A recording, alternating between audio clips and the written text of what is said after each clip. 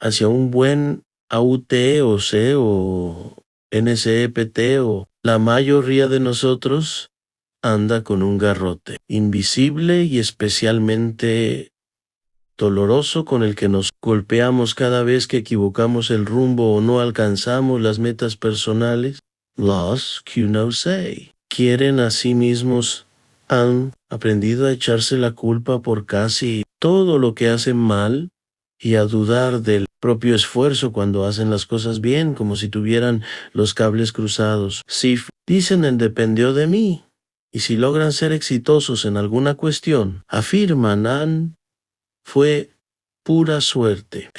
Una subcultura del autosabotaje que ejerce sus influencias negativas y nos lleva a hacernos responsables más de lo malo que de lo bueno. No hay que ser tan duro con uno mismo. El autoconcepto se refiere a lo que piensas de ti, al concepto que tienes de tu persona, así como podrías tenerlo de alguien más. Y como es lógico, tal concepción se verá reflejada en la manera en que te tratas a ti mismo, que te dices, que te exiges y cómo lo haces. Puedes autorreforzarte y mimarte o insultarte y no ver nada bueno en tu comportamiento. O también puedes ponerte metas inalcanzables y lacerarte luego por no alcanzarlas, como lo hace mucha gente. Así parezca lo más irracional del mundo, somos víctimas de nuestras propias decisiones. Cada quien elige amarse a sí mismo o no, aunque no siempre somos conscientes del daño que nos hacemos. Además de sobrevivir al medio y a la lucha diaria, también hay que aprender a sobrevivir a uno mismo. El enemigo no siempre está. La mala autocrítica. La autocrítica es conveniente y productiva si se hace con cuidado y con el objetivo de aprender y crecer. A corto plazo puede servir para generar nuevas conductas y enmendar los errores. Pero si se utiliza indiscriminada y cruelmente, genera estrés y afecta de manera negativa el autoconcepto. Si la usas inadecuadamente, terminarás pensando mal de ti mismo, hagas lo que hagas. He conocido gente que no se cae bien a sí misma. No se acepta y se rechaza de manera visceral. Me gustaría ser más alto, más linda o lindo, más inteligente, más sensual, más eficiente y la lista puede ser interminable. Se comparan todo el tiempo con quienes son mejores o lo superan en algún sentido. Los escucharás decir con frecuencia, no me aguanto a mí mismo o soy un desastre. La expresión a más vale solo que mal acompañado la reemplazan por a más vale mal acompañado que solo. Cuando le sugerí a una jovencita que se observara a sí misma para conocerse mejor, entró. Pánico, sola conmigo misma. Pero si no me aguanto un minuto, soy la persona más aburrida y poco interesante del planeta. La sugerencia de acercarse a la soledad le producía verdadero terror, porque no quería saber nada de estar cara a cara con su propio ser. El mal hábito de estar haciendo permanentemente revisiones interiores,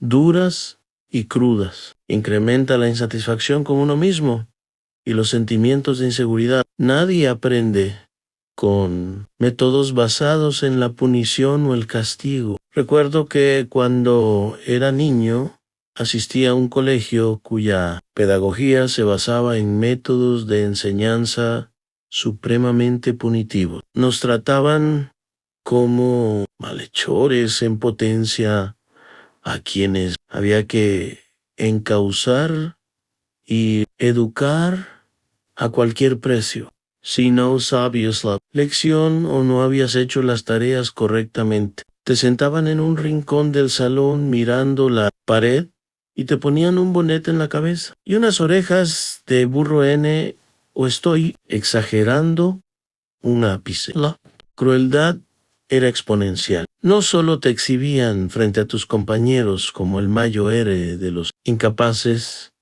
sino que literalmente te exiliaban del resto. Recuerdo que en más de una ocasión me pasé horas mirando el muro y contando hormigas. Si hablabas en clase o hacías algo que se saliera del reglamento, la pedagogía correctiva consistía en hacerte poner las manos hacia arriba para que el profesor te diera unos reglazos en las palmas.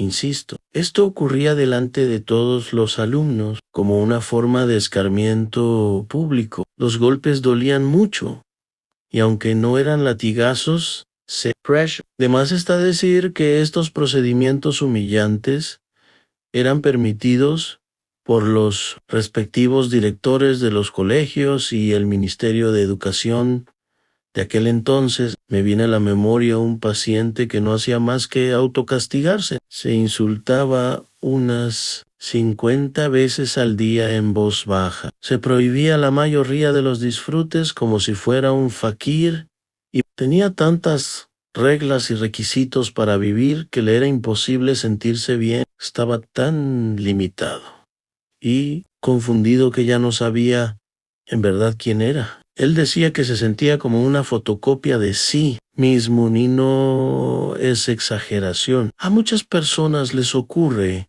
que cuando se pierden en los debería y las obligaciones autoimpuestas, ya no recuerdan cómo eran en realidad. Las máscaras psicológicas no solo agotan, sino que te despersonalizan. El hombre que apenas tenía 35 años era incapaz de tomar decisiones por sí mismo y pedía permiso hasta para respirar. Mi paciente había crecido con la idea de que si no seguía estrictamente las pautas con las que lo habían educado, dejaría de ser una buena persona. Demasiada carga para cualquiera. Y por eso cabe la pregunta: ¿cómo hizo para sobrevivir a semejante asfixia normativa? Para sobrellevar la represión autoimpuesta, desarrolló 3 métodos: autocontrol excesivo, autoobservación obsesiva y autocrítica despiadada, 3 mortales. Castigarse a sí mismo lo hacía sentir bueno, correcto y salvado. Cuando pidió ayuda profesional e hizo su propia revolución psicológico-moral, llegó a la sana conclusión de que no merecía maltratarse. Empezó a permitirse algunos deslices simpáticos, como comerse un helado triple con chocolate y crema batida sin pensar en la gula. Lester's Bean, sin sentirse vanidoso, culpable, y mirar a una chica por la calle sin sentirse especialmente lujurioso. El castigo sistemático, en cualquiera de sus formas, lo único que te enseñará es a huir de los depredadores y castigadores en turno. Huir y nada más. No resolverás el problema de fondo. No lo... Pero cuando hablamos de autocastigo, el problema es que el verdugo seas tú mismo. Y entonces lo llevarás a cuestas como una desventura. Defenderte será tan fácil como escapar de tú propias. Infinidad de gente posee un sistema de autoevaluación que los hace sufrir día y noche, momento a momento, e inexplicablemente se sienten orgullosos del martirio que se propician a sí mismos. La autorrotulación, soy o me comporté, una variación de la autocrítica dañina, es la autorrotulación negativa, colgarte a ti mismo carteles que no hablan bien de ti, o dejar y aceptar que te los cuelguen los otros para ubicarte en alguna categoría que te hace daño. Las clasificaciones sociales, estereotipos, tienden a referirse a los demás en términos globales y no específicos, sin tener en cuenta las excepciones o los atenuantes. Lo mismo pasa cuando te rotulas negativamente a ti mismo. Confundirás la parte con el todo. En vez de decir me comporté torpemente, dirás soy torpe o soy un inútil. En vez de decir me equivoqué en esto o aquello. No es lo mismo afirmar estoy comiendo mal soy un cerdo. Help, ataque a mansalva y tajante al propio yo. Allocuers, crea desajustes y alteraciones de todo tipo. Por el contrario, la autocrítica constructiva es puntual y nunca toca el fondo del ser como totalidad. Si le dijeras a la persona que amas, te equivocaste, eres una idiota, ¿cómo se sentiría? ¿Cómo? Reacción. Le harías daño, ¿verdad? Pues de igual manera, atacar tu valoración personal, golpear tu valía te afecta psicológicamente mucho más de lo que piensas. La autoexigencia despiadada. Otras personas muestran la tendencia a utilizar estándares internos inalcanzables para evaluarse así. Es decir, han metas y criterios desproporcionados sobre hacia dónde debe dirigirse el comportamiento. Si la autoexigencia es racional y bien calculada, te ayuda a progresar psicológicamente, pero si no se calibra bien, puede afectar seriamente tu salud mental. Los dos extremos son malos. Nadie niega que en ocasiones necesitamos una autoexigencia moderada, elevada para ser competentes. Por ejemplo, el encargado de manejar material radiactivo en una planta nuclear no puede hacerlo despreocupadamente, como tampoco un cirujano a la hora de operar a su paciente. No obstante, el desajuste se produce cuando estos niveles de exigencia se hacen imposibles de alcanzar. Por ejemplo, la idea de que debo destacar en casi todo lo que hago, la de que debo ser el mejor a toda costa y que no debo equivocarme. Son imperativos que llegan a convertirse en un verdadero martirio. Si ubicas la felicidad o la autorrealización exclusivamente en la obtención de resultados, muy pronto descubrirás la paradoja de que para sentirte bien, deberás sentirte mal. El bienestar dependerá de tantas cosas ajenas a tu persona que te será imposible hacerte cargo de tus logros personales. La escritora Margaret Lee Rambeck dijo alguna vez: felicidad no es una estación a la cual hay que llegar, sino una manera de viajar. Esa es la salud mental, viajar bien. Aquellos que se obsesionan con el éxito y lo convierten en un valor y además manejan esquemas rígidos de ejecución, viajan mal aunque quieran aparentar lo contrario. Quizá la felicidad no esté en ser el mejor vendedor, la mejor mamá, el mejor hijo o descollar en cualquier cosa, sino simplemente en intentarlo de manera honesta y tranquila y disfrutarlo mientras se lleva a cabo. Quedarte con el paisaje mientras vas hacia donde quieras ir. Nunca has hecho un viaje con alguien que pregunta todo el tiempo cuánto falta para llegar, mientras ignora las cosas más bellas que pasan a su lado. La concentración en el proceso es determinante para obtener un buen producto. Esta contradicción, la de despreocuparse del resultado para alcanzarlo, no es tal. Waikoi Bean, escenificada en la enseñanza zen sobre el arco y la flecha. Si el arquero se concentra en sus movimientos, en la respiración, en el equilibrio, sin estar pendiente de acertar, dará en el blanco con solo. Pero si dar en el centro y obtener el máximo puntaje se convierte en una cuestión determinante o decisiva, la ansiedad bloqueará la fluidez de sus acciones y lo hará fracasar en él. Si posees criterios estrictos para autoevaluarte, siempre tendrás la sensación de insuficiencia, de no dar en el blanco. Tu organismo comenzará a segregar más adrenalina de lo normal y la tensión mental y física interferirá con el buen rendimiento para alcanzar las metas. Entrarás al círculo vicioso de los que aspiran cada día más y tienen cada día menos.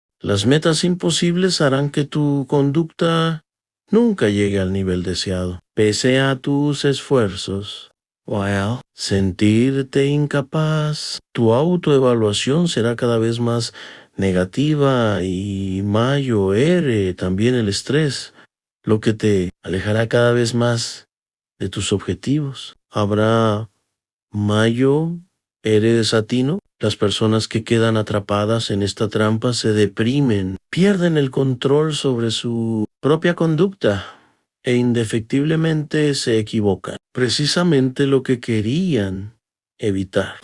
Y sí como sig, cuanto más hagas del ganar un valor para Dishi Kemen, más destinado estarás a perder. Todo o nada. Los individuos muy autoexigentes utilizan un estilo dicotómico en su manera de procesar la information. Para ellos, la vida es en blanco y negro, sin tener en cuenta los matices. Soy exitoso, soy fracasado, soy capaz, soy incapaz, soy inteligente o bruto. Esta forma de pensar es errónea, porque no hay nada absoluto ni rigurosamente extremo. Si miramos el mundo de esta forma, dejaremos de percibir los grises y los puntos medios. Cuando aplicas este estilo binario a la existencia, tu vocabulario se reducirá a palabras como nunca, siempre, todo y nada. Chakar is gone, una realidad muy distinta de lo que imaginas. La incapacidad de considerar caminos intermedios y el miedo a perder o a no alcanzar tus objetivos hará que ignores las aproximaciones a las metas personales. Para las personas que se mueven por el todo o nada, los acercamientos no se ven ni se sienten, o simplemente pasan. Dirán, estoy o no estoy en la meta, verán el árbol, pero no el bosque. Cambio y revisión. Cambiar no es tarea fácil, no solo porque implica esfuerzo personal, sino por los costos sociales. Si alguien valientemente toma la difícil decisión de viajar bien y salirse de los patrones preestablecidos, la presión social será inexorable, en especial si las metas del individuo no coinciden con los valores del grupo de referencia. Por ejemplo, en determinadas subculturas, aquellos objetivos vocacionales que se distancian de la producción económica son vistos como sinónimos de vagancia u idealismo ingenuo. Una señora me decía en una consulta: quiero que evalúe a mi hijo. Algo raro le está pasando. Quiere estudiar música en vez de ingeniería. Juan, cambiamos la ruta convencional por una más atrevida y ensayamos caminos nuevos. La gente rígida y pegada a las normas nos rotulará de inmaduros o inestables, como si no cambiar de rumbo fuera sinónimo de inteligencia. Una rápida mirada a las personas que han desempeñado un papel importante en la historia de la humanidad muestra que la existencia de cierta inestabilidad e insatisfacción con las condiciones de vida reinantes son condiciones imprescindibles para vivir intensamente. La conformidad radical o el aplomo absoluto son baluartes que no mueven el mundo. No temas revisar, cambiar o modificar tus metas si ellas son fuente de sufrimiento. Deitro, modo, ¿podrías acercarte a la felicidad? Lo importante, entonces, no es solo manejar niveles adecuados de autoexigencia N o dañino, sino también ser capaz de revisar y modificar aquellos criterios que te asfixian e impiden ser como te. Gustaria Sear. Para lograrlo no puede ser demasiado estable o demasiado estructurado.